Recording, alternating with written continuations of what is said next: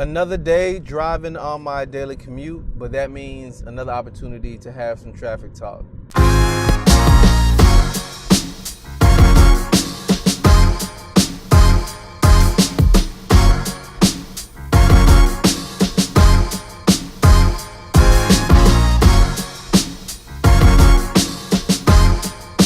What's up, to all my freelancers and creatives? This is Nathan, and welcome to another episode of Traffic Talk. This is the show where you ask questions and I give you answers, all while driving on my daily commute. For those who don't know, the podcast is Freelance Jumpstart TV.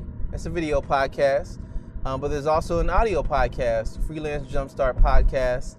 And Traffic Talk is it occurs between the main episodes. So I'm releasing episodes full length for Freelance Jumpstart TV, but as a way to get you more content, I created Traffic Talk, where I can answer your direct questions and speak to you specifically about your unique situation. So as you saw from the title card, this is about being a bit anxious when it comes to freelancing, and there's some context around it.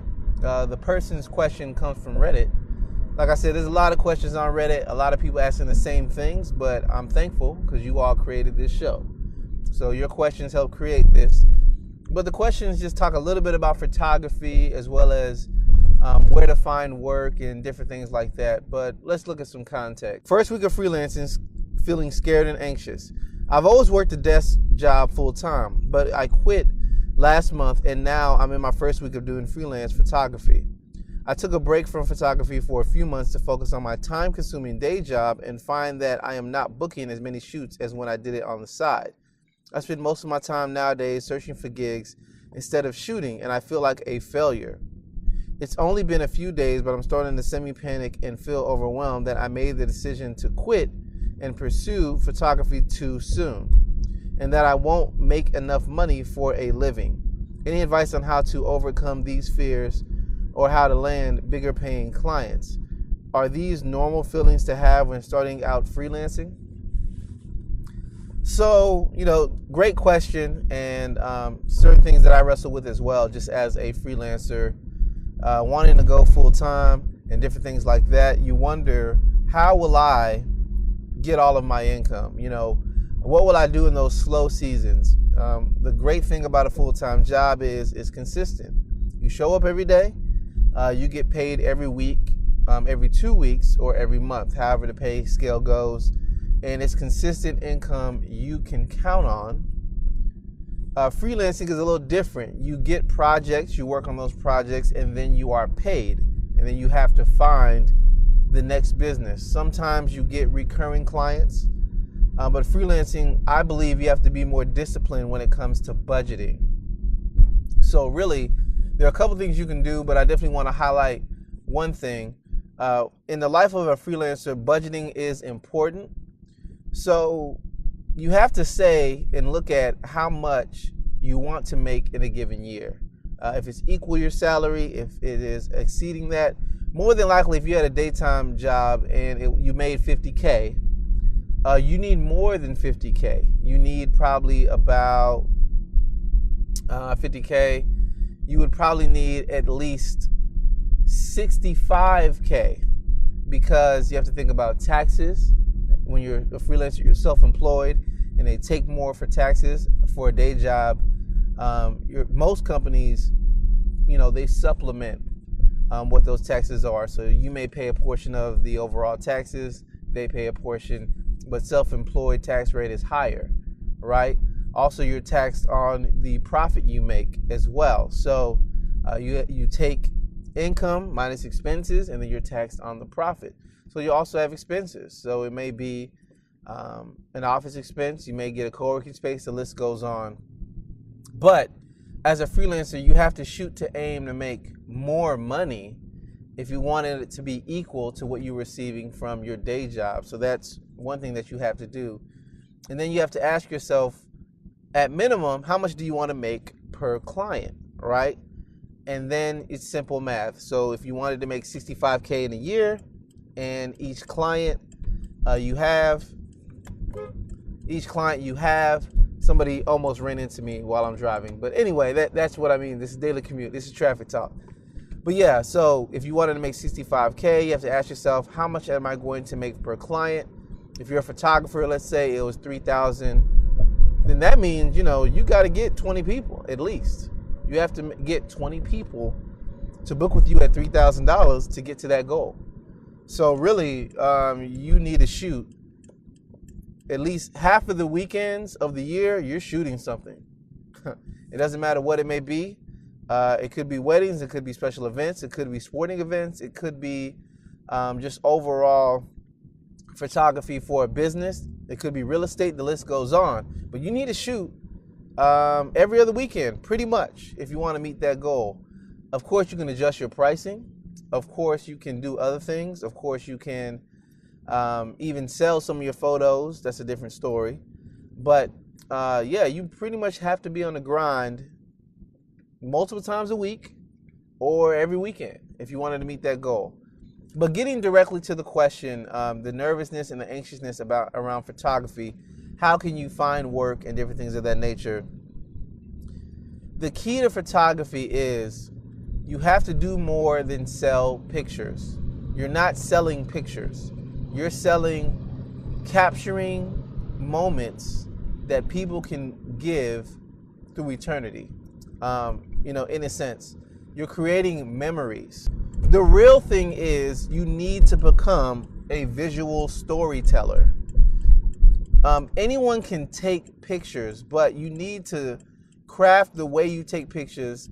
It rolls out and it tells a story. Some of the most popular pictures that we've seen throughout history is through photojournalism, and there's a story that's trying to be told, and they're trying to capture that through photo. So I've seen some great photos as it pertains to sporting events and different moments in time in sports, and there's tons of photographers who are trying to get that perfect photo because they're trying to tell a story of the entire day captured in one still moment of time. That's different than taking pictures. So just some ideas as you think about how to get consistent photography work. Ask yourself what consistently goes on. I mentioned just in passing real estate. Every time a real estate agent wants to sell a house, they need great looking photos, right? Because they're trying to show the best effort. They need photos of the outside and they need photos of the inside. So that means you might need to go to meetup.com. You might need to go to some of these real estate meetings and just introduce yourself, give your card, say, I'm a photographer. I can do real estate photography for you. The list goes on. Another thing you can do is wedding photography. Everyone is continually getting married. That hasn't stopped for thousands of years. People get married. And it's a great thing, as I said, to create memories. The biggest worry about that day is, as being the bride or the groom, you're running around so much, you don't get a chance to see everything. So you don't even remember everything, and sometimes the day is a blur. Photos really help you look through the day and remember. And I know, because I've been in 22 weddings. So photos are important. And I remember hearing from an entrepreneur named Sean McCabe. He talks about how they got a family friend to take photos, and that person lost the photos. So their wedding day, they don't really have that many photos, he and his wife.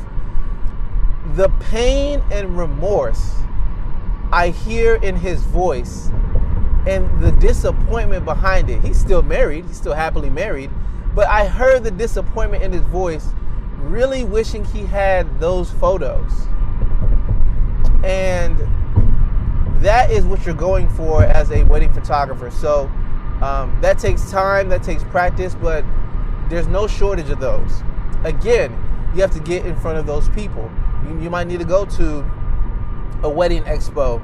You might need to try to talk to and reach out to different wedding venues. You might need to look at the knot.com. You might need to go to the knot.com, find out who's getting married in your area, and introduce yourself, email, reach out.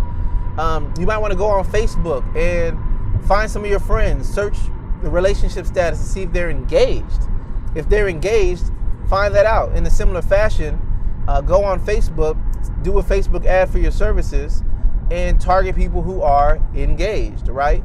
and then just say, hey, I'm a wedding photographer, these are my rates. You're going to have to play around and experiment with the pricing to get to an optimal point. However, everything I'm saying is just about choosing a specific area of focus and then introducing yourself and having conversation. Another great thing you can do is go to meetup.com. A lot of times as it pertains to meetup.com, there's different organizations who are gathering. Maybe they need help taking photos of an event. Maybe a museum is opening and has a certain exhibit and they need a photographer. Long story short, I'm saying get creative. There are tons of events that are going on.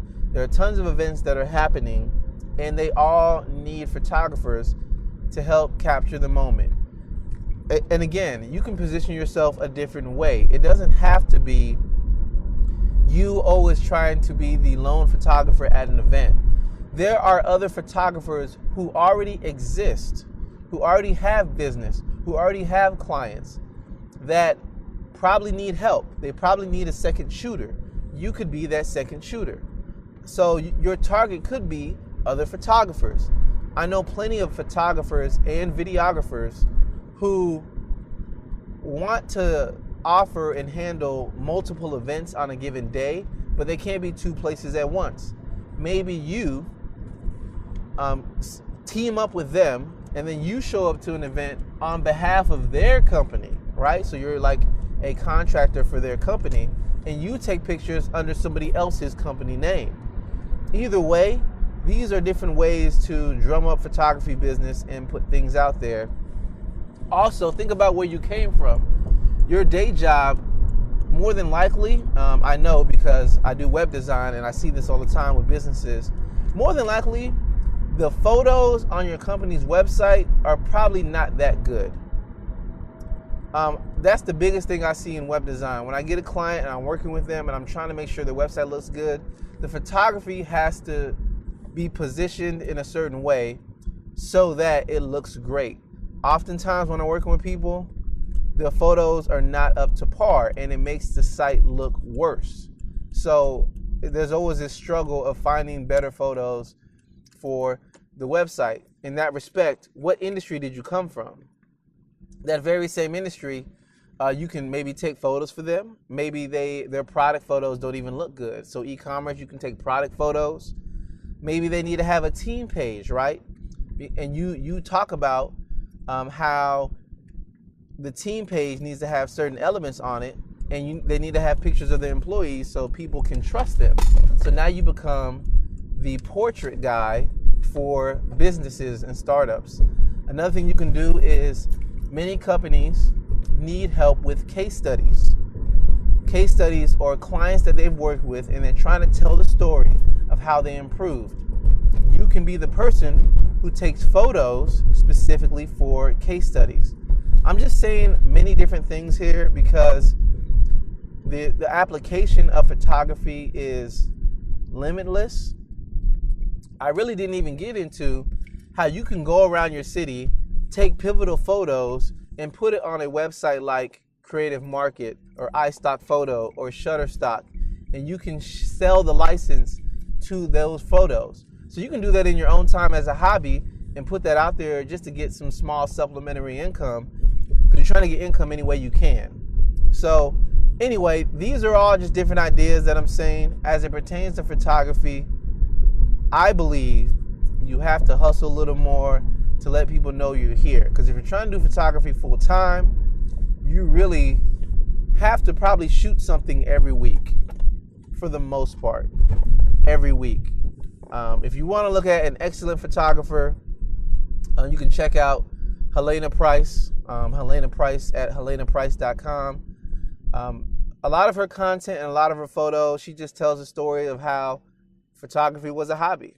And then she continued to love it. She had a day job, and then she saw there was a need in her industry because no one had good photos. So she started becoming the person to take photos in the tech industry, right? And I know quite a few photographers that do product photography. I mentioned e-commerce in passing earlier. They do product photography. Somebody's trying to sell something, and they get that product sent to them, They take excellent photos of it, and then they send it back to the business. So just many different ideas, and I believe in your case, you need to do what you can to get photography business each week, and that's a mixture of talking to different people and talking to different businesses and just showing them you're available. Yeah, tons of things that you can do. Well, I'm almost at my destination, so thank you for taking the time to check out this episode. I greatly appreciate it. This is Traffic Talk. You ask questions, I give you answers, all while on my daily commute.